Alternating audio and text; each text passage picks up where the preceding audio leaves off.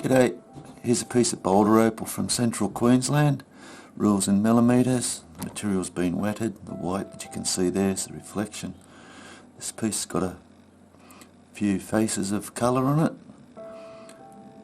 Firstly, go for this one. Little stone just here. The rest is a bit weak. This has got a nice band of colour through the middle there. Perhaps another little stone over here.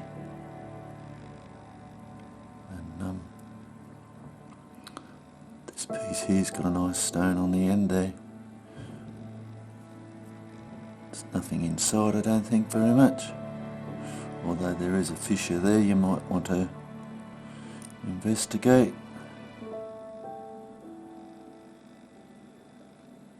Or just keep it as a specimen. It's quite pretty. The parent material is quite hard, so it will polish up nice. Anyway, hope you've enjoyed looking at that. Cheers.